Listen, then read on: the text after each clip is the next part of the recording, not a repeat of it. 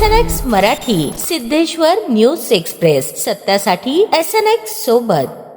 देवेंद्र फडणवीस यांनी उद्धवजींवर टीका केली होती, उपहासात्मक होती की इंडिगो क्रायसिस मध्ये उद्धव ठाकरे, मला माहिती असेल की इंडिगो विमानात जात नाही, चार्टर्डनी येतात. आणि आज भाजपचे आमदार प्रसाद लाड आणि चित्रा वाघ आणि प्रवीण दरेकर हे चार्टर्ड विमानाने आले, ते ट्विट सुद्धा त्यांनी केलं, मग ते डिलीट करायला लागलं.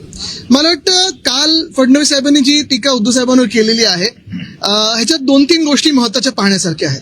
पहिली गोष्ट म्हणजे कशासाठी ही टीका केली, जे इंडिगोचं पूर्ण घोळ झालेला आहे तिकडच्या सगळ्या पॅसेंजर्सची थट्ट उडवण्यासाठी केली का, त्याच्यावरनं लक्ष विचलित करण्यासाठी केली का, केंद्र सरकार किंवा भाजपचं केंद्र सरकार याला प्रश्न विचारू नये म्हणून केली का, हा सगळा एक वेगळी गोष्ट झालीच.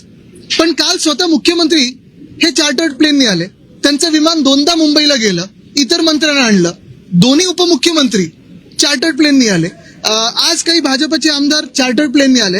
पण ह्याहूनही पुढे जाऊन मी तुम्हाला सांगतो, विधानसभेच्या प्रचाराचं तर वेगळंच, आत्ता सगळ्याच्या नगरपंचायत आणि बाकीच्या निवडणुका चालू आहेत, तेव्हा एक मुख्यमंत्री आणि 2 इल्लीगल उपमुख्यमंत्री, म्हणजे पद ती खरं ग्राह्य पकडू शकत नाही, हे कुठच्या हेलिकॉप्टरनी फिरतायत, की इंडिगोनी फिरतायत, स्पाइस जेटनी फिरतायत, एसटी पकडून फिरतायत, गाडीने तरी फिरतायत का?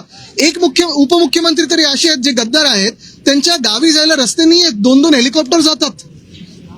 तसंच जर पाहायला गेलं तर आत्ताच्या निवडणुकांमध्ये हे हेलिकॉप्टर घेऊन मंत्री, उपमुख्यमंत्री, मंत्री, मुख्यमंत्री फिरत आहेत. त्या हेलिकॉप्टर मधून ज्या बॅगा येत आहेत त्याच्यातून कुठच्या आनंदाचा शिदा वाटला जातोय हे देखील आम्हाला कळावं. कारण आम्ही ज्या विमानातून आलो आमच्या बॅगा तशा काही एवढ्या मोठ्या नव्हत्या.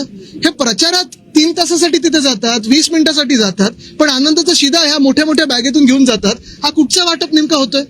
आणि म्हणून मी तुमचं सगळ्यांचं लक्ष पुन्हा एकदा या गोष्टीवर आणतो की आपल्या देशामध्ये 2014च्या आधी किती वेगळे एअरलाईन होते बघा, आणि नंतर 14 नंतर हे एअरलाईन मारत मोनोपोली झाली, आणि केंद्र सरकारचं देखील ही एअरलाईन ऐकत नाही अशी दादागिरी करून केंद्र सरकारलाच हे उत्तर देणं गरजेचं. आणि नुसतं एका मंत्र्याला नाही तर केंद्र सरकार नेमकं काय करतंय याच्यावर प्रश्न आहे.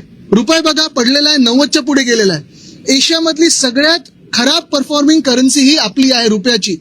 तसं पाहायला गेलं तर शेतकरी आत्महत्या वाढलेल्या आहेत. परवा देखील आमचे जे खासदार आहेत ओमराजेजी, त्यांना उत्तर आलेलं आहे की महाराष्ट्र शासनाकडून प्रस्ताव आला नव्हता, आता आल्यानंतर, म्हणजे हे सगळं उत्तर आल्यानंतर आता प्रस्ताव पाठवलाय कर्जमुक्ती किंवा जी काही मदत असेल ती.